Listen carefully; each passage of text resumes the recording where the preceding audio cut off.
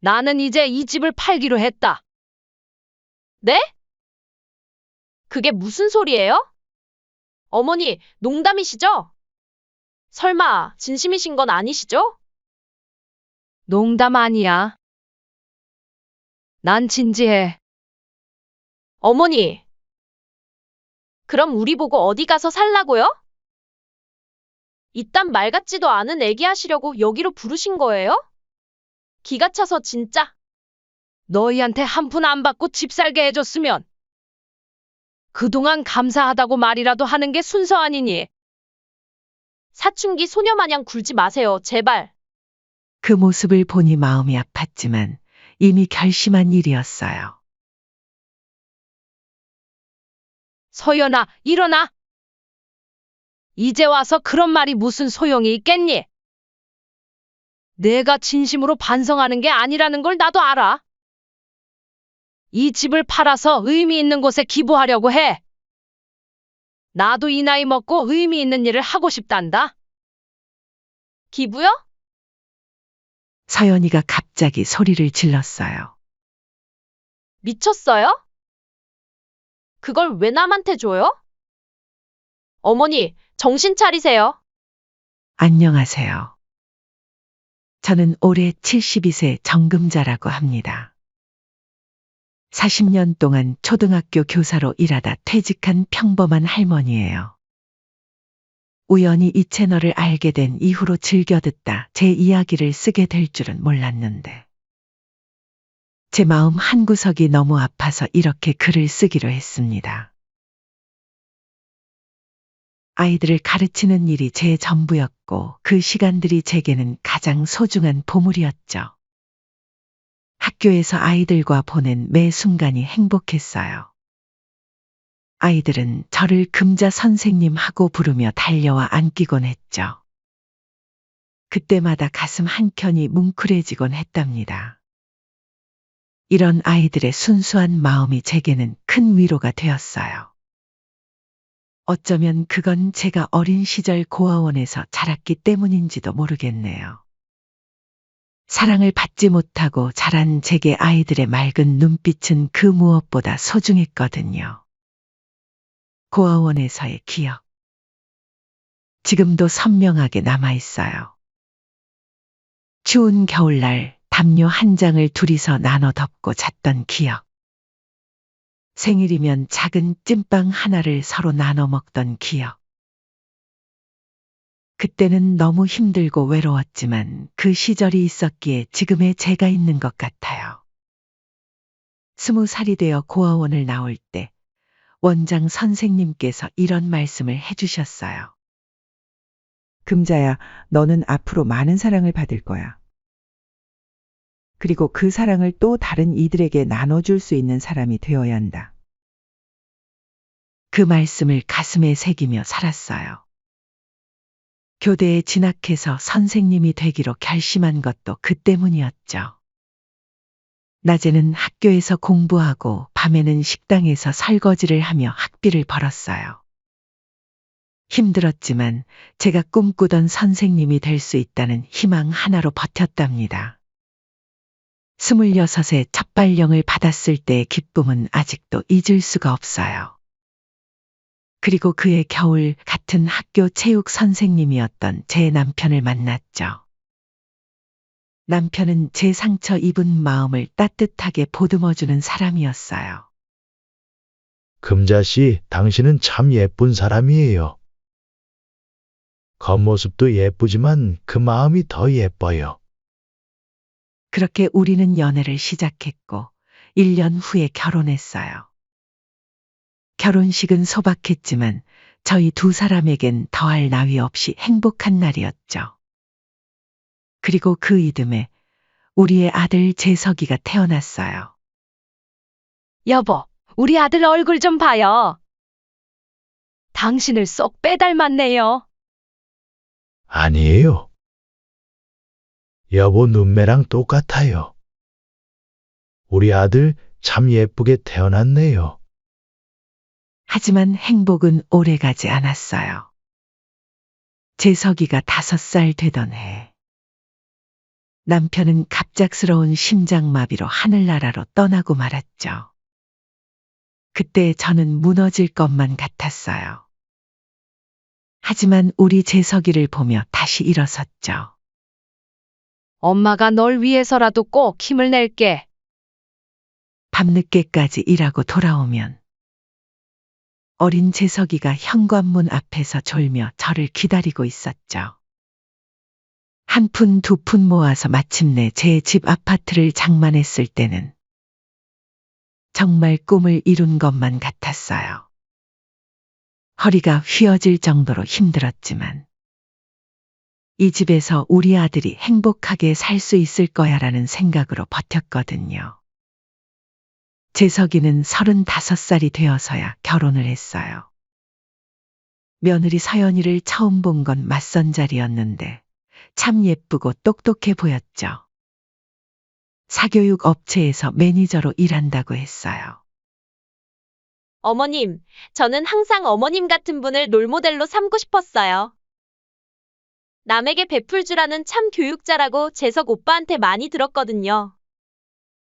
서연이의 말씨는 조곤조곤했고 첫인상이 무척 좋았어요. 결혼식 날 저는 눈물이 날 정도로 행복했답니다. 하객들은 모두 부러운 듯 저를 바라봤어요. 시간이 흘러 퇴직하고 나서는 제가 평생 모아온 재산을 정리했어요.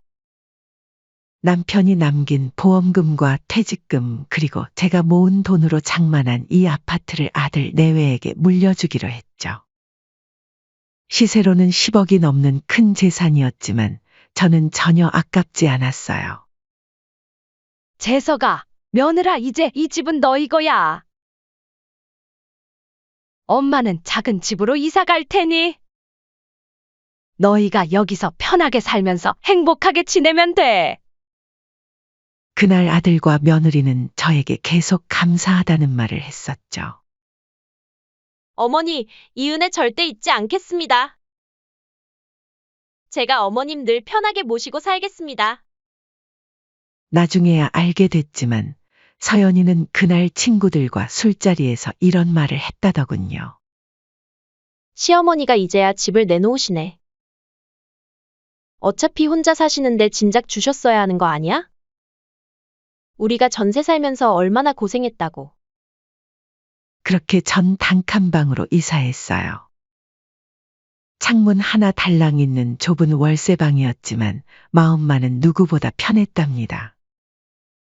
아침마다 동네 한 바퀴 돌고 근처 고아원에 가서 아이들과 시간을 보내는 게 일과가 됐죠. 특히 고아원 봉사활동은 제게 큰 기쁨이었어요. 제가 자란 곳과 비슷한 환경에서 자라는 아이들을 보면서 뭔가 도움이 되고 싶다는 생각이 들었거든요. 아이들은 저를 보면 할머니, 보고 싶었어요. 하고 달려와 안겼어요. 봉사활동을 시작한 지 얼마 안 됐을 때였어요. 아이들을 위해 간식을 사들고 고아원에 가려는데 마침 며느리를 마주쳤죠. 서연이는 제 손에 든 과자와 음료수 봉지를 힐끗 보더니 한숨을 쉬었어요. 어머니, 그렇게 남한테 퍼주고 다니실 돈이 있으시면 저희 생활비라도 좀 보태주시지 그러세요? 요즘 물가가 얼마나 비싼데? 그 말을 듣는 순간 정말 기가 찼죠. 제가 평생 모은 재산을 다 준 것도 모자라 이제는 생활비까지 요구하다니. 하지만 전 아직도 그때가 시작에 불과했다는 걸 몰랐답니다.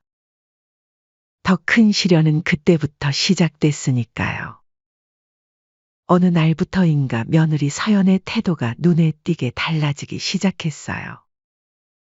처음에는 제가 너무 예민한 건가 했는데 점점 그게 아니란 걸 깨닫게 됐죠. 특히 제가 고아원 봉사활동을 다니는 것에 대한 서연이의 반응이 날이 갈수록 냉담해졌어요. 봄이 시작될 무렵 고아원 아이들과 함께 벚꽃 구경을 가기로 한 날이었죠. 아침 일찍부터 도시락을 준비하고 있는데 마침 아들 내외가 아침 산책을 나왔다가 저를 마주쳤어요. 어머니, 또 그 고아원에 가시는 거예요? 며느리의 목소리에는 짜증이 가득했어요. 응, 오늘은 아이들이랑 벚꽃 구경 가기로 했어. 이런 도시락도 준비했단다. 제가 기쁜 마음으로 도시락을 보여주자 서연이는 한숨을 깊게 내쉬더군요. 어머니, 그런 거 하지 마세요. 어차피 그 아이들은 원래 그렇게 사는 거잖아요. 어머니가 그러시니까 저희도 주변 사람들한테 창피해요. 순간 제 귀를 의심했어요.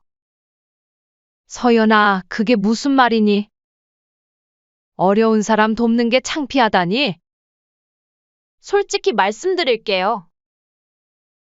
어머니가 그런 일 하시는 거? 전 반대예요. 차라리 그 시간에 저희 집 청소라도 해주세요. 제가 얼마나 바쁜데?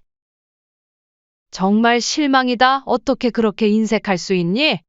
옆에 서 있던 아들 재석이를 바라봤어요. 재석아, 내 생각은 어떠니? 어머니, 저도 서연이 말이 일리가 있다고 봐요. 저희 바쁜 거 아시잖아요. 그 시간에 손주나 봐주시는 게 어떨까요? 어쨌든 남보다는 자식한테 해주는 게 좋잖아요. 그 말을 들으니 서운하기도 하였지만 일리가 있다 생각도 들어서 그날부터 매주 찾아가서 집안일을 돕기 시작했어요. 그래, 내 자식, 내 아들한테도 좀 더 신경 써주자. 처음에는 일주일에 한 번 정도였는데 서연이의 요구는 점점 더 많아졌죠. 어머니, 오늘은 화장실도 좀 해주세요. 구석구석이 찌들었더라고요. 아, 맞다. 베란다 창문도 다 닦아주세요. 먼지가 너무 많아요. 어머니, 현관 신발장도 정리해 주시겠어요? 아, 그리고 계단 청소도 우리 차례라. 매번 새로운 집안일이 추가됐어요. 어차피 고아원에서 일할 거 여기서 일하는 게 나을 거라 생각해 거리낌 없이 저에게 집안일을 시켰어요. 허리가 아파도 참았고 무릎이 시려워도 견뎌냈죠. 내 자식을 위해서 하는 마음으로요. 여름이 되자 더위에 지쳐 잠시 쉬고 있는데 서연이가 다가왔어요. 어머니, 왜 쉬고 계세요? 아직 2층 화장실도 안 하셨잖아요. 서연아, 잠깐만. 숨 좀 돌리고. 어머님, 봉사활동 가서도 이렇게 쉬엄쉬엄 하세요? 시간이 흐를수록 서연이의 말투는 더욱 거칠어졌어요. 심지어 손주에게 용돈을 주는 것도 버릇없어진다며 못하게 했죠. 어느 날은 이웃집 영희 할머니가 찾아왔어요. 금자씨, 내가 이런 말 하기 참 그런데. 며느리가 밖에서 하는 말들이 좋지 않더라고요. 당신 험담을. 며느리가 제 험담을 하고 다닌다는 말은 더 이상 듣고 싶지 않았어요. 가장 큰 상처는 겨울에 받았어요. 눈이 펑펑 내리던 날, 손주가 보고 싶어서 찾아갔는데 며느리는 저를 1시간 넘게 복도에 세워뒀어요. 영하 10도의 한파 속에서요. 어머니, 죄송해요. 제가 낮잠을 자느라. 그래도 출발한다고 말도 하고 문까지 두들겼는데 소리를 못 들었나 보구나. 거짓말이었죠. 며느리는 그저 제가 집안일을 해주러 올 때가 아니면 제가 오는 것을 극도로 싫어했어요. 그날 밤 더는 참을 수 없어 오랜 친구 숙자를 찾아갔어요. 숙자야, 나 더 이상 못 참겠어. 이렇게 사는 게 맞는 걸까? 금자야. 이 바보야. 그러게 그렇게 홀라당 집까지 다 주면 어떡해? 요즘 자식한테 집 줘도 명의는 주면 안 되는 거 몰라. 아니야, 명의는 내 명예 그대로야. 그때 어영부영 하다 보니 이전을 안 해줬어. 그래? 정말 잘 됐네. 이제는 내 삶을 찾아야 할 때야. 난 진작부터 내가 이러다 큰 병 나지 않을까 걱정했어. 요즘은 시대가 변해서 노후에도 자립을 해야 된다더라. 우선 내일 등기부등본 한번 떼어서 명예 확실히 확인해봐. 숙자와의 만남이 있던 그날 밤, 저는 잠을 이루지 못했어요. 작은 단칸방의 창문으로 스며드는 달빛을 바라보며 지난 시간들을 하나하나 떠올렸죠. 40년간의 교직 생활 동안 만났던 수많은 아이들의 얼굴들. 남편과 보냈던 짧지만 행복했던 순간들. 그리고 홀로 재석이를 키우며 고생했던 날들. 마지막으로 그 모든 것을 바쳐 장만했던 그 집을 아들 부부에게 물려준 날까지. 창밖에서 들려오는 밤바람 소리를 들으며 깊은 한숨을 내쉬었어요. 시대가 많이 변했다. 나도 홀로서기를 해야지. 밤새 뒤척이다 동이 틀 무렵에야 결심이 섰어요. 아침 일찍 옷을 챙겨 입고 등본을 확인하러 나왔어요. 창구 직원에게 떨리는 목소리로 말했어요. 저 아파트 등기부등본을 확인하고 싶은데요. 어머님, 혹시 어떤 용도로 필요하신가요? 특별히 확인하고 싶으신 부분이라도. 그냥 한번 확인만 한번 해보고 싶어서요. 제 목소리에서 불안함이 묻어났나 봐요. 역시나 서류를 확인해 보니 아직 명의는 제 앞이었어요. 그렇게 확인을 한 후 나서는데 맞은편에 있는 부동산이 눈에 들어왔죠. 망설이다가 용기를 내어 들어갔어요. 저기, 여기 아파트 시세가 궁금한데요. 아, 그 단지요? 부동산 중개사가 반색을 하며 말을 이었어요. 지금 시세로 17억 원 됩니다. 어머님, 혹시 매물 내실 생각이신가요? 그 말을 듣는 순간 제 심장이 쿵쾅거리기 시작했어요. 다리는 후들거렸지만 발걸음은 오히려 가벼워졌죠. 근처 법원을 찾아가 변호사 사무실들을 하나하나 둘러보았어요. 마침내 한 변호사 사무실에 들어갔을 때 친절해 보이는 여성 변호사가 저를 맞이했어요. 선생님, 어떤 일로 오셨나요? 제가 아파트 문제로 상담을 받고 싶은데요. 제가 법적으로는 증여도 하지 않았고 명의도 제 앞인데 이 집을 처분할 수 있을까요? 변호사는 제 상황을 자세히 듣더니 고개를 끄덕였어요. 네, 물론이죠. 법적으로 소유주는 선생님이시니까요. 다만 혹시 다른 약속이나 계약서 같은 건 아니요, 그런 건 전혀 없어요. 그저 말로만 물려준다고 했을 뿐이에요. 그렇다면 선생님 마음대로 하실 수 있습니다. 다만 가족 간의 일이라 감정적인 부분이 있을 텐데 그 부분은 잘 준비하셔야 할 것 같네요.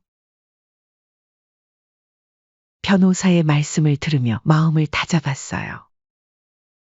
집으로 돌아와 떨리는 손으로 전화기를 들었죠. 재석아, 목소리가 떨렸지만 마음만은 단단했어요. 오늘 저녁에 너희 둘 다 시간 되니? 엄마가 할 말이 있어서. 네? 갑자기요? 무슨 일이세요? 서연이가 또 뭐 잘못했나요? 재석이의 목소리에는 걱정이 묻어났어요.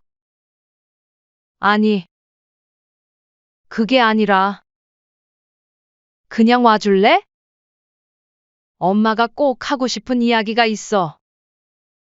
저녁이 되자 아들 부부가 도착했어요. 현관문이 열리고 서연이가 들어서는데 그 표정이 여전히 불만스러워 보였죠. 어머니, 갑자기 부르신 이유가 뭐예요? 전 오늘 정말 피곤한데. 야근도 있고.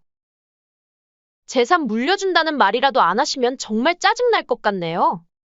서연이의 말투에는 여전히 날이 서 있었어요. 앉아라, 둘 다. 내가 할 말이 있어. 거실 테이블에 마주 앉았어요. 창밖으로는 노을이 지고 있었죠. 이 집에 대해 이야기하고 싶어. 제 말에 서연이가 눈을 동그랗게 떴어요. 집은 또 왜요? 이미 저희 준 거 아니에요? 혹시 더 바라시는 게 있으신가요? 서연이의 말에는 날카로움이 숨어 있었어요. 아니, 그게 아니야. 사실 이 집은 아직도 내 앞으로 돼 있어. 법적으로는 내 소유란다. 순간 거실이 쥐 죽은 듯 조용해졌어요. 재석이가 당황한 듯 물었죠. 그럼. 어머니, 이제 와서 그걸 왜 말씀하시는? 나는 이제 이 집을 팔기로 했다. 네? 서연이가 자리에서 벌떡 일어났어요. 얼굴이 순식간에 하얗게 변했죠. 무슨 소리세요? 어머니, 농담이시죠? 설마? 진심이신 건 아니시죠? 서연이의 목소리가 떨려왔어요. 농담 아니야.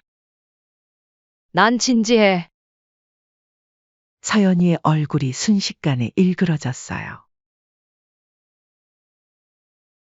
눈가에 눈물이 고이더니 갑자기 소리를 지르기 시작했죠. 어머니, 이러시면 안 돼요. 우리 보고 어디 가서 살라고요? 지금 전세금이 얼마나 비싼 줄 아세요? 이딴 말 같지도 않은 애기 들으려고 여기로 부르신 거예요? 기가 차서 진짜. 어머니가 이러실 줄 알았으면 제가 진작. 서연이의 말이 끝나기도 전에 제가 끊었어요. 진작 뭐? 무슨 말을 하려고? 너희한테 한 푼 안 받고 집 살게 해줬으면 그동안 감사하다고 말이라도 하는 게 순서 아니니. 그 순간 서연이가 갑자기 제 손을 잡았어요. 어머님, 제가 잘못했어요. 이제부터는 달라질게요. 봉사활동도 어머님 마음대로 하세요. 제가 뭐라고 안 할게요. 앞으로는 자주 찾아뵐게요. 식사도 매일 챙겨드리고. 그러니까 사춘기 소녀마냥 굴지 마세요, 제발. 그 모습을 보니 마음이 아팠지만 이미 결심한 일이었어요. 서연아, 일어나! 이제 와서 그런 말이 무슨 소용이 있겠니? 내가 진심으로 반성하는 게 아니라는 걸 나도 알아. 그때 재석이도 무릎을 꿇었어요. 어머니, 제발요. 저희가 잘못했습니다. 한 번만 용서해 주세요. 앞으론 효도하면서 살겠습니다. 어머니 말씀대로 할게요. 재석아, 아들을 바라보는 제 눈에도 눈물이 고였어요. 넌 내 아들이야. 그건 변함없어. 하지만 이건 내 선택이야. 이 집을 팔아서 의미 있는 곳에 기부하려고 해. 나도 이 나이 먹고 의미 있는 일을 하고 싶단다. 기부요? 서연이가 갑자기 소리를 질렀어요. 미쳤어요? 17억이면 우리가 평생 잘 살 수 있는 돈인데 그걸 남한테 줘요? 어머니, 정신 차리세요. 그래, 남이 아닌 정말 도움이 필요한 아이들에게 줄 거야. 내가 자란 고아원 같은 곳에? 그리고 서연아, 그런 식으로 말하면 안 되지. 왜 안 돼요? 지금 어머니가 우리 인생 망치시는 거잖아요. 서연아, 제가 소리를 쳤어요. 이제 그만해. 나한테 그런 식으로 말하면 안 되지. 그래도 내가 너네 대출금도 그동안 다 갚아주고 차도 사주고 그동안 나는 해줄 만큼 해줬다 생각한다. 너네가 결혼하고 나서도 뒷바라지 하면서 평생을 살아왔어. 하지만 너는 그동안 나를 어떻게 대했니? 식모 취급하고 필요할 때만 찾고. 나도 내가 원하는 내 삶을 살고 싶다. 너네들도 그 나이 먹었으면 둥지에서 떠날 줄도 알아야지. 다음 날부터 부동산 중개사들이 집을 보러 왔어요. 아침부터 서연이가 울면서 찾아왔죠. 어머니, 제발 한 번만 더 기회를 주세요. 제가 얼마나 후회하는지 아세요? 어제 밤새 한숨도 못 잤어요. 서연아, 이제 그만하자. 너는 그저 이 집 때문에 그러는 거잖니? 퇴근 후엔 재석이가 찾아왔어요. 어머니, 저희가 정말 잘못했어요. 앞으로는 매일 찾아뵙고 효도하면서 살게요. 서연이도 많이 반성하고 있어요. 어머니 마음 돌리실 때까지 매일 찾아뵐 거예요. 재석아, 난 내가 자랑스러운 아들이었어. 하지만 넌 항상 서연이 편만 들었잖니? 엄마가 추운 복도에서 떨고 있을 때도, 봉사활동하는 걸 무시당할 때도 넌 그저 옆에서 지켜보기만 했잖아. 부동산에서는 매일같이 연락이 왔어요. 선생님, 보시는 분들 반응이 아주 좋으세요. 학군도 좋고 재건축 기대감도 있어서 2주 안에 계약할 수 있을 것 같은데. 드디어 매매 계약을 하는 날이 왔어요. 17억이라는 큰 돈의 계약이 성사됐죠. 계약서에 도장을 찍는 순간 제 눈에서는 뜨거운 눈물이 흘렀어요. 어머니, 이러시면 안 돼요. 서연이가 계약서를 낚아채려 했지만 이미 늦었죠. 서연아, 이제 그만해. 너희도 이제 새 출발을 하렴. 매각 대금을 받은 다음 날 저는 곧바로 지역 고아원으로 향했어요. 오래된 건물 앞에 서니 제가 자랐던 시절이 떠올랐죠. 원장실에 들어서자 원장님이 저를 맞이하셨어요. 맨 처음에는 평소처럼 봉사하러 온 줄 알았다 제 얘기를 듣고는 이내 깜짝 놀라더군요. 선생님, 이렇게 큰 돈을 정말 괜찮으신 건가요? 가족들은 어떻게? 말씀을 끊고 제가 대답했어요. 네, 이게 제가 찾은 제 인생의 답이에요. 작지만 이 돈으로 아이들을 위한 장학금도 만들고 새로운 커뮤니티 센터도 지었으면 좋겠어요.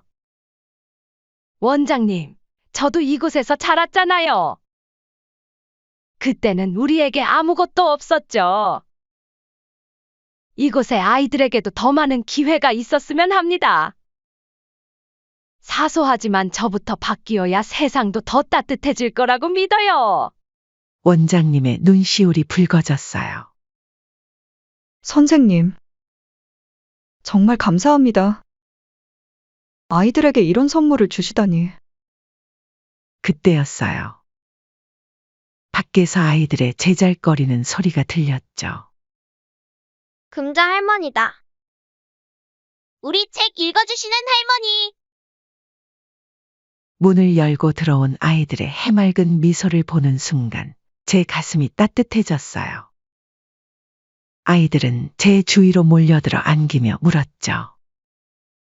할머니, 오늘은 무슨 책 읽어주실 거예요? 할머니, 저희랑 같이 놀아주세요. 그렇게 저희 노후를 챙길 수 있는 돈만 남기고 나머지는 전부 기부했죠. 제 이야기는 순식간에 퍼져나갔어요. 지역 뉴스에서는 40년 교직 생활 후 전 재산을 기부한 선생님이라는 제목으로 보도가 나갔죠. 그리고 예상치 못한 일이 일어났어요. 많은 분들이 고아원에 관심을 가지기 시작한 거예요. 저도 봉사활동을 시작하고 싶어요. 우리도 후원하고 싶은데 어떻게 하면 될까요? 새로운 커뮤니티 센터가 지어지고 장학금 제도가 만들어졌어요. 아이들의 표정이 날이 갈수록 밝아졌죠. 그들의 웃음소리를 들을 때마다 제 선택이 옳았다는 확신이 들었어요. 금자 할머니, 저 이번에 장학금 받았어요. 할머니, 저는 나중에 선생님이 될 거예요. 할머니처럼요. 이제 저는 작은 월세방에서 살고 있지만 제 마음만큼은 그 어느 때보다 부자가 됐답니다. 돈보다 더 값진 것을 찾았거든요. 바로 진정한 행복과 제 자신의 가치였죠. 이제 저는 매일 아침 일찍 일어나 동네 산책을 합니다. 작은 월세방이지만 창문으로 들어오는 아침 햇살이 참 따뜻하게 느껴져요. 지나가는 이웃들과 인사를 나누며 새로운 하루를 시작하죠. 봉사활동은 제 삶의 중심이 되었어요.